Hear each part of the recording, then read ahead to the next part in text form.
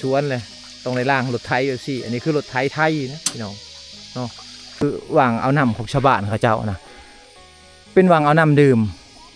วางนี่หามอยู่ได้จักปีแม่ไปต้องข้อนี่โอ้ยปีบ้านช่องปีโอ้ถ้าว่าเฮ็ดนาๆเนี่ยอยู่ได้ด้นเนาะ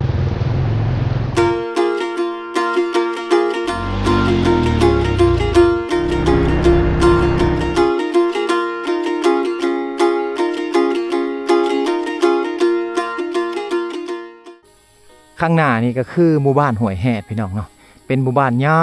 นะที่อยู่เลาะเลียบตามเส้นทางโฮจิมินห์หรือว่าเลาะเลียบตามเส้นทางสงครามแต่สมัยก่อนพี่น้องเนาะหมู่บ้านนี้เป็นหมู่บ้านดั้งเดิมนะคนอยู่ทางเขตนี้แม่นชนเผ่าบรูชนเผ่าตรีที่ว่าอยู่ข้างในเลิกหมู่บ้านเขาเจ้าอยู่ท่ามกลางคุณเขาคุ้มทมิตรที่บ่หนวดจะพาพ่อแม่พี่น้องมานี่ก็คือ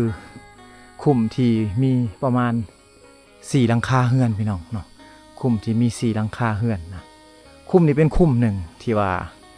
เขาเจ้าย้ายออกมาอยู่กันแต่ว่าห่างจากบ้านใหญ่นี่ก็คือว่าหลายเติบเลยพี่น้องเลยเนาะมีประมาณ4-5หลังคาเรือนแหละพี่น้องเนาะเอาเรือนซ่านเขาเจ้าก็สิเป็นแบบนี้พี่น้องเรือนซ่านแบบเก่าแบบเดิมนะคนอยู่เขตนี้ส่วนหลายถ้าว่าเพิ่นสร้างครอบครัวใหม่เพิ่นจะเฮ็ดเป็นเรือนแบบนี้เรือนมุงใบตองข้อพี่น้องเนาะฟ้ากระแตะนะเป็นเรือนเก่าเรือนเดิมเพิ่นนะเรือนแบบ4พี่น้องเนาะเป็นเรือนเก่าเรือนเดิมเพิ่นเด้อนี่อันนี้คือเรือนเข้าเรือนเก่าเรือนเดิมนะเรือนเขานี่เขตนี้มีแต่ประมาณ4หลังคาเรือน5หลังคาเรือนเท่านั้นเป็นเรือนทรงเก่าทรงเดิมทั้งหมดเลยพี่น้องเนาะคือข้างหน้านี่ข้างหลังลงไปก็สิเป็นคุ้นเขาพี่น้องเนาะเป็นคุ้นเขาอ้อมหอบทั้งหมดเลยนะโอ้เป็นหมู่บ้านที่ว่าดั้งเดิมบรรยากาศดีพี่น้องเขตนี้เขาจะมุงหลังคาเฮือนเขาเจ้าโมเมนต์เขาจะเอาไม้แป้นหรือว่าสังกะสีเด้อพี่น้องแต่ว่าเขาจะเอาไม้อันนั้นนะใบตองข้อพี่น้องจะเป็นใบตองข้อนะนี่ใบตองข้อเห็นปะอันนี้คือใบตองข้อพี่น้องเนาะใบตองข้อก็ยังพบเห็นหลายเนาะก็ยังพบเห็นหลายนะอยู่ในเขตผู้ดอยแบบสี่หรือว่าอยู่ในคุณเขาแบบสี่พี่น้องกลางๆเฮือนนี้อันนี้จะโมเมนต์คุ้มที่ว่าชาวบ้านขุดเองหรือว่าจะโมเมนต์น้องป้าที่ว่าชาวบ้านขุดเองอันนี้คือคุมบอมคุมระเบิดตามถนนหนทางที่เขามาเนาะจะพบเห็นคุมบอมแบบสี่หลายพี่น้องเนาะแต่ว่าหลายพอสมควรนะเดี๋ยวย่างเลาะเบิ่งบรรยากาศหมู่บ้านพี่น้องเลยเนาะบริมาบ้านนี่ก็2-3 ปีเลยพี่น้องอันนี้คือหากก็เริ่มเข้ามานะป้าโต1 2 3 4เป็นเฮือนอันนี้แบบล้วนๆเลยนะเป็นเฮือนทรงเก่าทรงเดิมล้วนๆเลยพี่น้องเนาะถือว่าชุเพิ่นก็อยู่ได้เลยอยู่ทางเขตนี้มีโรงเรียนเด้อพี่น้องเนาะแต่ว่าบ้านเพิ่นนี่ตี4หลังคาเฮือน5หลังคาเฮือนนี่อยู่ไกลจากโรงเรียนนี่ประมาณ2-3 กิโลเมตรนะตรงนี้ย่างออกไปทางหน้าพุ่นพี่น้องอยากอยู่ไกลแน่นะมีห้องหมอพี่น้องเป็นห้องหมอน้อยหรือว่าสุขศาลาน้อยๆที่ว่าไว้ปัวผู้คนอยู่ในเขตนี้แต่ว่าเป็นพยานให้แห้งก็อาจปัวบ่ทันก็ต้องได้เข้าเมืองพี่น้องเนาะถ้าว่าเป็นไข้บ่สบายบ่พอปัวได้นะห้องหมออยู่ทางนี้ก็คือสุขศาลาอยู่บ้านวังพางพี่น้องเนาะอยู่บ้านวังพางฮั่นห่างจากบ้านนี่ก็สิประมาณถือว่า10 กิโลเมตรพอได้พี่น้องเลยเนาะห่างจากบ้านนี้นะประมาณ10 กิโลเมตรผู้คนอยู่ทางเขตนี้เฮือนเขาส่วนหลายก็จะเป็นเฮือนแบบ4ทั้งหมดเลยเนาะอยู่กัน4-5 คนพี่น้องเฮือนซานมุงใบตองข้อแบบนี้พี่น้องเนาะมุงใบตองข้อ4-5 คนเขาจะอยู่ทำกันนะบางคนที่ว่ามีครอบครัวใหญ่แน่สั่งครอบครัวไปแล้วก็ไปอยู่บ้านอื่นน้ำพัวเนาะบางคนที่ว่ามีลูกชายก็แต่งเมียมาอยู่น้ำพ่อน้ำแม่แต่ว่าจะเฮ็ดเป็นเฮือนอีกหลังใหม่หมู่บ้านเขานี่จะบ่มีไฟฟ้าเด้อพี่น้องจะใช้พลังงานแสงอาทิตย์นะก็คือไฟโซลาร์เซลล์พี่น้องเนาะไฟโซลาร์เซลล์นะตัวนี้จะเป็นไฟโซลาร์เซลล์ที่ว่าชาวบ้านเขาใส่โครงการจะเข้ามาช่วยเหลือเพราะว่าลักเสาไฟฟ้าแรงสูงจะเข้ามาบ่ฮอดบ้านเขาเจ้าจะมีแผงโซลาร์เซลล์ให้มีหม้อไฟให้แล้วก็มีหม้อยกไฟให้พี่น้องเลยเนาะเฮือนละ1แผงนะสามารถเบิ่งโทรทัศน์ได้พี่น้องสามารถเบิ่งโทรทัศน์ใต้ไฟได้หมดมือเลยถ้าว่ามือใดแดดดีๆแน่เด้อตามบริเวณนี่ก็สิเป็นวางตำเข่าเพิ่นนะเครื่องชี้เขาโบราณอยู่ทางเขตนี้ยังมีหลายพี่น้องอีก20 ปีข้างหน้าจะบ่มีแล้ว เนาะ20 ปีข้างหน้าบ่โนดคิดว่าอยู่ทางเขตนี้อาจจะเป็นเขตที่ว่าเพิ่นพัฒนานะเหตุหนทางให้มันเชื่อมต่อกันระหว่างบ้านต่อบ้านได้พี่น้องเนาะแต่ว่าในช่วงนี้ก็ยังเป็นหมู่บ้านที่ว่าลำบากแน่นะก็ต้องได้อดเอาก่อนพี่น้อง10 ปีข้างหน้า20 ปีข้างหน้านี่เป็นหมู่บ้านที่ว่าสามารถไปหาสู่กันแบบสบายแหละอันนี้คกอันนี้สากพี่น้องบ่แม่นคกนะอันนี้สากไม้พี่น้องเนาะเป็นสากไม้สากเก่าสากแก่เขาเจ้าสากโบราณอันนี้ก็คือคกโบไส้แล้วก็อัดไว้โบตั้มแล้วก็อัดไว้พี่น้องเนาะโต้ยเงินนี่โบมีผาอันนั้นเลยนะโบมีผาอัดไว้เลยมุงใบตองข้อพี่น้องยามร้อนๆนี่แต่ว่าอากาศอยู่ในเฮือนนี่จะเย็นนะบกคือกับมุงกระเบื้องมุงสังกะสีได้พี่น้องยามร้อนกับร้อนอะไรอันนี้ยามร้อนทั้งในเฮือนนี่จะเย็นผากระแตะโอ้ยตาสะออนกระเจ้าเขาอยู่ข้างในแบบสิคนที่มักความสงบเท่านั้นพี่น้องหรือว่าเคยอยู่เท่านั้นจึงจะอยู่ได้นะถ้าว่าผู้ใดที่ว่าบ่มักความสงบพี่น้องเนาะยังมีสังคมบ่หรือว่ายังมีการเฮ็ดบอกเฮ็ดเวียกกับสังคมอยู่ก็ต้องอยู่บ่ได้แหละเนาะถ้าว่ามาพักผ่อนมาพักได้พี่น้องเนาะ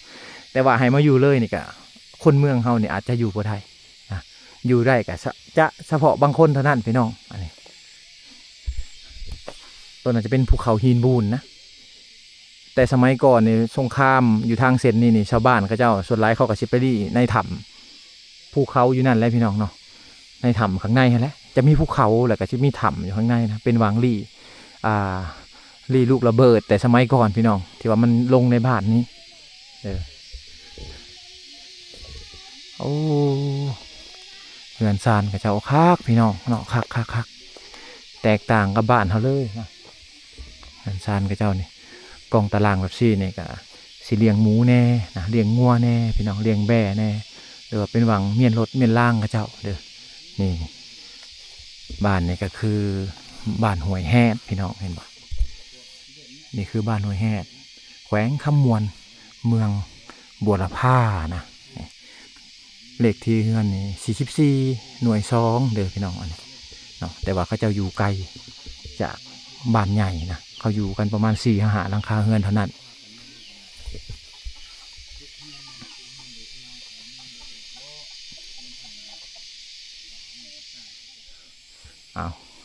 อย่างมาเบื้องพี่น้องคือเห็นได้เฮือนซานเนาะอาจจะเป็นเฮือนแน่อันนี้จะเป็นเหล้าเลยพี่น้องเนาะจะเป็นเหล้าเขาหรือว่ายุงข้าวนะสิ่งที่ว่าเพิ่นไม่เห็ดเหล้าเขาเนี่ยก็สิเป็นไม้จากธรรมชาติทั้งหมดเลยอันนี้คือบ่ได้เสียเงินเสียคำจักกีบพี่น้องเนาะซื้อแต่เล็กตะปูเท่านั้นอาจจะเสียน้อยนึงนะ ก็คือเล็กตะปูพี่น้องเนาะที่ว่าเพิ่นเสียเงินมาซื้อมาแต่สมัยก่อนเนี่ยเขาจะใส่หวายนะในการอันนั้นในการเห็ดเฮือนเห็ดซานต่างๆแต่ว่ามาเดี๋ยวนี้คือใส่เล็กตะปูเนาะใส่เล็กตะปูมุงใบตองข้อแบบสี่พี่น้องนะอันนี้คือใบตองข้อที่ว่าชาวบ้านก็จะมุงงานมุงซานมุงเหล้าเขาต่างๆนะก็ใส่ตัวนี้โอ้ใหม่เนี่ยโอ้ใหม่นา15พี่น้องใหม่แก่นนะมาเห็ดเหล้าเขาแบบสี่เสาเหล้าเขาแบบสี่เนาะอุปกรณ์ต่างๆนี่เอามาแต่ให้แต่ส่วนทั้งมืดนะอุปกรณ์ต่างๆเอามาแต่ให้แต่ส่วนทั้งมืดพุ่นเฮือนหลังทะเลอยู่ตั้งทะเลอยู่ผู้เดียวเลยนะประมาณหาหลังคาเฮือนซะอยู่ทางเขตนี้พี่น้องเนาะป้าดขักเนาะ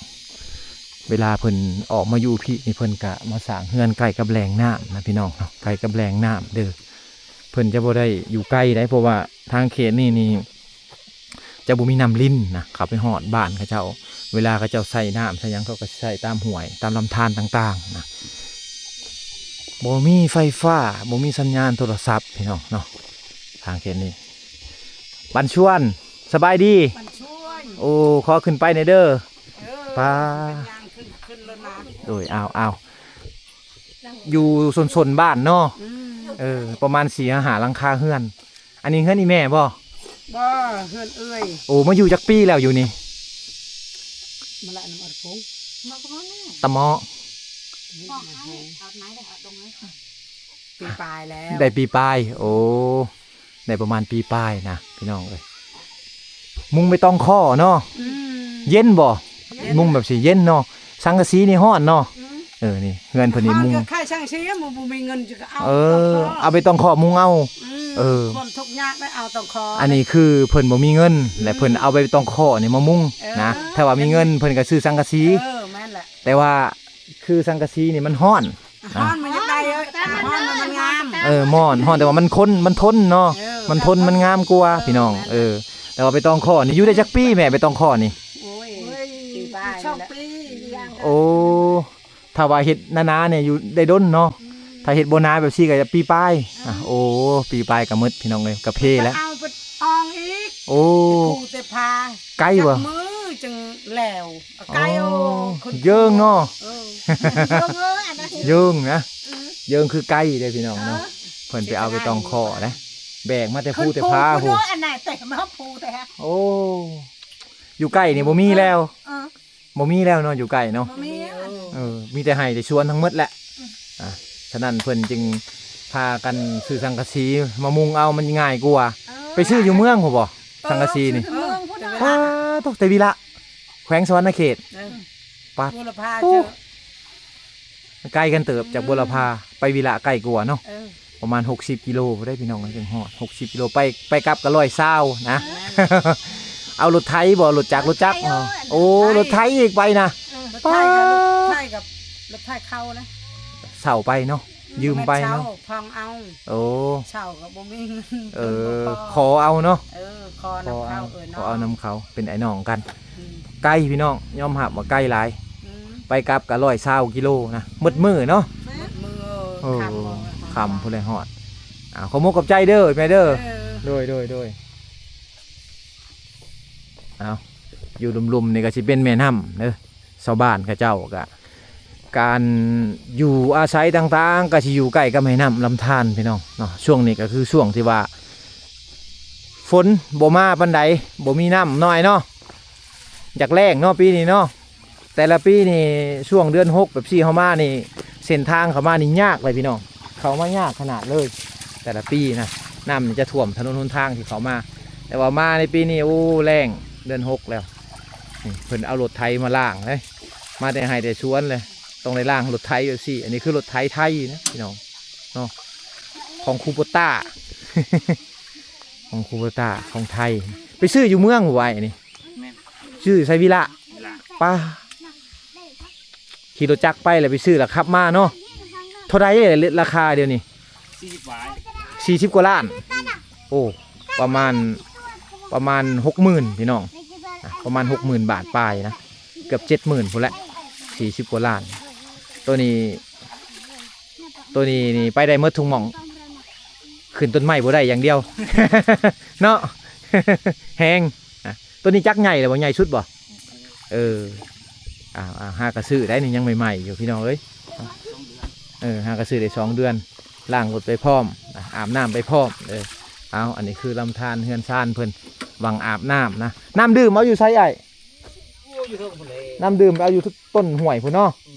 น้ำดื่มแล้วมาต้นห้วยน้ำใส่แล้วเอาอยู่นี่ได้อยู่พี่น้องน้ำดื่มกินพูนอยู่เทิงพูนเนาะนี่คือบริเวณหมู่บ้านลึกลับอีกหมู่บ้านหนึ่งอันนี้มีประมาณ5 หลังคาเฮือนพี่น้องเนาะที่ว่าเพิ่นอยู่อาศัยอยู่ทั้งนี้นะตัดขาดจากโลกภายนอกบ่มีไฟฟ้าบ่มีน้ำประปาบ่มีสัญญาณโทรศัพท์ถ้าว่าไผมักสันโดษไผมักความสงบเข้ามาอยู่ได้พี่น้องเนาะแต่ว่าคนในเมืองเฮาเนี่ยโอ้บ่โนดบอกเลยว่ามาเที่ยวได้นะแต่ว่าให้มาอยู่เลยแบบซี่ก็คือสิอยู่บ่ได้เพราะว่าการหาอยู่หากินของชาวบ้านก็จะเป็นหาอยู่หากินตามธรรมชาติถ้าว่าสิไปซื้ออยู่ตลาดคือบ้านเฮามันบ่มีทางเขตนี้มันบ่มีตลาดพี่น้องเนาะฉะนั้นนี่การหาอยู่หากินของชาวบ้านเขาเจ้านี่แม่นการหากินแบบหาเช้ากินค่ำพี่น้องเลยเนาะฉะนั้นชาวบ้านเขาเจ้านี่ตอนเช้าไปหาอยู่หากินมาตอนแรงก็เฮ็ดแต่งอยู่ครัวกินพี่น้องเลยได้ยังก็กินนะตามป่าตามดงแบบซี่นะตามห้วยตามห้องมาปีนี้แห้งแล้งพี่น้องเนาะปูปลานาน้ำก็จะบ่มีหลายปานใดแหละพี่น้องเลยมาปีนี้เนาะตามบริเวณข้างๆเฮือนซานเพิ่นก็สิเป็นแหล่งน้ำธรรมชาติพี่น้องที่ว่าไหลตลอดปีมาปีนี้ก็เป็นปีที่ว่าน้ำมันแรงนะปกติน้ำมันจะงามกว่านี้นะสะอาดกว่านี้พี่น้องปีนี้น้ำแรงพี่น้องเลยฝนตกน้อยเฮ็ดให้น้ำนี่บ่หลายปานใด อันนี้คือท่าน้ำหรือว่าลำธารที่ว่าชาวบ้านเขาเจ้าอาบทุกๆมื้อกะสิใส่น้ำอยู่ได้นี่แหละพี่น้องเอ้ยเนาะชาวบ้านเขาเจ้าจะเอาไม้มาวางนี่ก็คือวางอาบน้ำของเขาเด้ออันนี้คือวางอาบน้ำนะเอาไม้มาปะไว้อย่างซี่แม่นวางอาบน้ำของชาวบ้านเขาเจ้าแหละพี่น้องโอ้พูดแล้วเนาะเหยียดยาวไปพุ่นเดี๋ยวยางเลาะอีกจักหน้อยพี่น้องเลยเนาะคือเห็นได้บรรยากาศเฮือนซานอยู่ทางเขตนี่เป็นบรรยากาศแบบเดิมๆอะไรอากาศนี่จะเย็นตลอดปีเลยพี่น้องเนาะถึงว่าจะอยู่ข้างในแบบซี่แต่ว่าผู้เคยอยู่พี่น้องเนาะเขาก็อยู่ได้แต่ว่าผู้บ่เคยอยู่เนี่ยโอ้ก็ยอมคือกันแหละพี่น้องบรรยากาศแบบซี่แต่ว่าผู้ใดบ่มักนะแต่สำหรับบ่โนดนี่ก็มักพี่น้องบรรยากาศแบบซี่แต่ว่าให้เฮามาอยู่แบบซี่เฮาอยู่บ่ได้ย้อนหนึ่งคือการหาอยู่หากินเฮายังบ่เป็นนะสองคือเวียกเฮากะต้องได้เฮ็ดพี่น้องเนาะถ้าว่ามาพักผ่อนมาได้อยู่นะถ้าว่าให้มาอยู่เลยก็คงจะอยู่บ่ได้พี่น้องนะ นี่วางนี่คือลำธารนะวางเขาเจ้าอาบน้ำเพิ่นอาบน้ำอยู่สบายดี สบายดีสบายดีบันชวนเอ้ยบันชวนเอ้ย บันชวนคือสบายดีนะอันนี้วางอาบน้ำหน่อยพอเนาะอันนี้น้ำยังอีบอกเขาถามเนี่ยโอ้อันนี้น้ำห้วยแฮดโอ้กระตู้ห้วยแฮดเลยอันเนี้ยไล่มาจากทางใดผู้บ้านนี้บ่มีน้ำลิ้นเนาะมีแต่น้ำอันนี้โอ้อันนี้คือน้ำห้วยแฮดพี่น้องปีนี้น้ำน้อยบ่น้ำน้อยบ่เฮ็ดน้ำลิ้นนะเฮ็ดได้ น้ำลิ้นยังบ่ได้นะน้ำน้อยแบบนี้ใส่น้ำกับมีน้ำเท่านี้หนึ่งพี่น้องเอ้ยน้ำดื่มไปเอาอยู่ใส่โอ้อาบเลยอยู่นี่อยู่เทิงแล้วเขาบ่ให้อาบแม่นบ่มาอาบอยู่พี่กันเด้ใช้กระตุกเกลือเมื่อโอ้อันนี้คือตุกน้ำดื่มเพิ่นเด้อพี่น้องเพิ่นบ่มีน้ำลิ้นเด้ออันนี้นะ นี่น้ำดื่มนะต้มอยู่บ่หน่วยเลยกินเลย กินเลย โอ้ ตักเลยก็กินเลย ตักแล้วก็กินเลยนะอันนี้คือน้ำดื่มเด้อเอาไว้อีกก่อนนะไปตักน้ำอยู่เทิงผู้ บอลกระตุกเรื่องตก โอ้อยู่พุ่นเป็นตุกแดงๆอยู่พุ่นนะและ น้ำตักห้ามอาบเลยเนาะอยู่ทางนั้นเนาะอาบอยู่พี่นี่ก็อาบตักเครื่องอยู่นี่ โอ้ น้ำคุณเนี่ยอาบน้ำคุณเนี่ยโอ้ปีนี้ปกติน้ำมันจะร้ายเหมือนบ่เดือน6นะฝนบ่ตกบ่มีน้ำบัดนี้พี่น้องเอ้ยบ่มีน้ำกินบ่มีน้ำอาบบ่มีน้ำกินบ่มีน้ำอาบได้มันเป็นน้ำที่ว่าน้ำมันไหลคอยแบบนี้น้ำมันจะเปื้อนนะถ้าว่าน้ำมันไหลแห้งแหละมันสิสะอาดแน่พี่น้องเนาะสะอาดน้ำบ่ไหลแล้วบ่สะอาดมันเปื้อนเนาะอาบน้ำเปื้อนนี่แหละอ้าวหมู่บ้านเพิ่นบ่มีน้ำลิ้นนะก็ยังเป็นหมู่บ้านที่ว่าด้อยพัฒนาเด้อเฮือนซานเฮาเบิ่งก็ฮู้แล้วแหละนะเฮือนซานให้ก็ได้ถูกมากนี่แหละพากันอยู่ข้างในเลิกอลิอันนี้นะเลิกโอ้ห่างจากตัวเมืองนี่หลายร้อยกิโลเติบหลายร้อยกิโลเติบชั่วจะมาฮอดพี่นะไปหาเมืองวิระนี่ก็60ลักแหละเนาะส่วนหลายไปตลาดไปยังไปเมืองไปวิระพุ่นเลยเนาะบกเมืองบุรพานี่ไกลโพ้นบ่ไปบ่ได้เล็กไก่ไปเมืองวิระไปกลับก็120และขี่รถจักรไปกันก็ได้เวลาไปกลับก็ได้เนาะใกล้กว่าช่องเทื่ออีกเวลาแม่นแต่ว่ายามฝนนี่ออกบ่ได้แล้วเนาะคันแม่นช่วงฝนนี่ออกบ่ได้น้ำลายอีกบัดนี้สิข้ามทางกันยากพี่น้องแต่ละหนทางที่ว่าเข้าไปนี่ออกนี่ก็สิเป็นห้วยแบบซี่แหละเนาะเฮาบ่เฮ็ดทั่วนะยังบ่ทันได้พัฒนานะมาฮอดพี่โอ้อีกยังหลายยังดนบ่โนดคิดว่ายังดนเพราะว่าถ้าว่าเขามาช่วยเหลือเขาก็มาช่วยเหลือแต่ไฟซื่อบ่ไฟแสงอาทิตย์นะบ่ไฟนั่นน่ะโอ้เป็นไฟแสงอาทิตย์เนาะไฟนั่นก็บ่คู่เฮือนแล้วบ่คู่เฮือนซ้ำโอ้ประมาณจักหลังคาเฮือนได้ไฟแสงอาทิตย์ประมาณไหลกำเบยเอาเมียราชนะนักปืนเขาก็ย้ายเฮือนใหม่แล้วบ่ได้โอ้ผู้ใดสั่งครอบครัวใหม่แล้วยังบ่ได้ได้แต่ผู้เก่าตะกี้เนาะผู้เขามาช่วยเหลือตะกี้ผู้ชื่อยูนเทลนี่ชื่อพี่จังยูนเทลโอ้โซลาร์เซลล์พลังงานแสงอาทิตย์ซื้อเองมาใส่เองเนาะย่ำคนจะใช้บ่ได้เอ้ยมันมืดเนาะบ้านเพิ่นนี่อยู่ในคุณเขาแบบซี่ในช่วงเดือน6ฮอด ฮอดเดือน12หัวามันครึ้มมันหนาว เดือน12ฝนยังตกอยู่นั่นบ่เดือน12กำลังตกเลยยามเข้าหั่น โอ้ เข้าชุกดู คนติดกับเวียดเนาะ อืม ติดกับเวียดแน่ติดกับละวิ่งระเบิดแน่พี่น้องก็เลยว่าเฮ็ดให้ทางนี้ได้รับ ไป ฤดูกาลจากเวียดเวียดละวิ่งระเบิดก็คือกันนะฝนตกเดึกๆมานี่ทะเลหมอกเลยหมอกเต็มเลยแนมยังบ่เห็นเลยละวิ่งระเบิดแขวงสวรรณเขตละวิ่งระเบิดน่ะอยู่เบื้องพูนอยู่เทิงไปพุ่นพี่น้องขามพูนโน่นนี่ไปน่ะย่างมืดๆแล้วจึงสิฮอด อ้าวเดี๋ยวบ่โนดย่างไปเบิ่งว่าเพิ่นเอาน้ำก่อนน้ำดื่มขอบใจเด้ออ้าวอยู่ทางเทิงนี่เป็นน้ำดื่มเพิ่นเด้อเนาะน้ำดื่มเพิ่นก็สิเห็นแล้วเป็นแหล่งน้ำอันเดียวกันพี่น้องกันเนาะก็คือน้ำหอยแฮด น้ำหอยแฮดเฮานี่แหละนะสบายดีแม่โอ้ยมาเอาน้ำบ่ไปตักน้ำไปตักน้ำเพิ่นมาเอาน้ำนะเพิ่นมาเอาน้ำดื่มน้ำใส่ไปเอาน้ำ นี่อยู่ว่างนี่แม่นว่างที่ว่าชาวบ้านเจ้ามาเอาน้ำดื่มอยู่ว่างพุ่นพี่น้องลงไปผมจะเป็นน้ำดื่มอันนี้คือว่างเอาน้ำของชาวบ้านเขาเจ้านะเป็นว่างเอาน้ำดื่มว่างนี้ห้ามอาบห้ามซักเครื่องนะเอาได้ก็คือแต่น้ำดื่มไปกินไปใช้เท่านั้นโอ้มโนดคิดว่าน้ำลิ้นมาหอดแล้วแต่ว่ายั่งเนาะอยู่ในวังนี้ยั่งพี่น้องอันนี้คือบ้านหอยแหดคุ้มทำอิฐที่ว่าบโนดได้พาพ่อแม่พี่น้องมาลิ้นมาเที่ยวนะก็ยังอีกมีประมาณอีก3คุ้มนะเดี๋ยวอีพีต่อไปเดี๋ยวบโนดจะพาพ่อแม่พี่น้องย่างแล้วให้มันครบมาเลยพี่น้องเนาะเพราะหมู่บ้านนี่เป็นหมู่บ้านที่ว่าใหญ่อยู่เลียนลายกันไปตามถนนหนทางแต่สมัยสงครามโฮจิมินห์นั่นนะก็เลยว่าเขาต้องใช้เวลาเนี่ยพี่น้องเพื่อว่าจะถ่ายทำวิถีชีวิตชาวบ้านแน่หรือว่าจะถ่ายทำวิวบรรยากาศตามถนนหนทางหรือว่าวิวบรรยากาศภูเขาที่ว่าอ้อมหอบ